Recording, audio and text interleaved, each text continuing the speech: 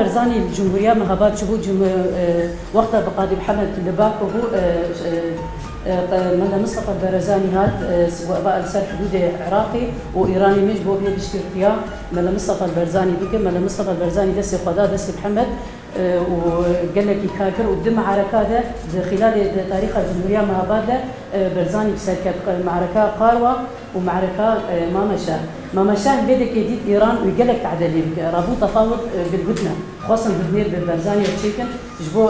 امتداداتها بكن حامية وان جبو إيران مكذب فصل سيسيان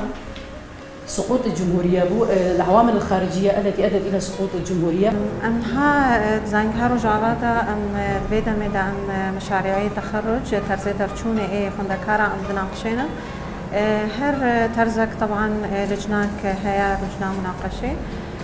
سيرش سيكا سابقتي أو لجنة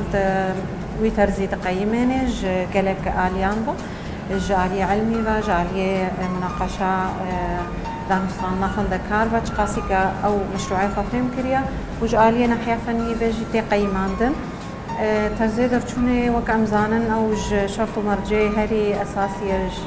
جبو خندكار زانين گه دربچه نکاره دربچه حتا که ترزي خوي او بيكنيني درچونه خندكاري ما يعني ترزي خوي درچونه باوايكي باش بيكانين مناقشاتي وانجي باشن يعني مستوياتي واجي جهب جدانا هنا اي باش وهنا هي هري باش وهنا اي كيمتر وام في اوين هاوي دمي درباستكن بمناقشات شخوا ايرو رجا داوية مناقشات ترزين درچوني خندكارن هنا اي بسرجي كتن خندكارن هنا اي بسر نكتن جي خندكارن هنا اي جواهات خواستن سر راست كرنج قالك تشتي دهن دروي ترزي خدا چه بكن طبعا او خندكار حتى سر راست كرنج چه نكن او ترزناي ايدي قبول كرن مخصص از ناس بكم جبولهم أو موضوع اختيار مخصص ناس بكم بمستوى الاحتراق النفسي الجم يعني ايه كارمندي زانين جهه شيء هي تنيه احتراق نفسي الجم وانا جداهي هي نابرا زلام وجناد يعني نابر دواد هي ناب مستوى احتراقي ده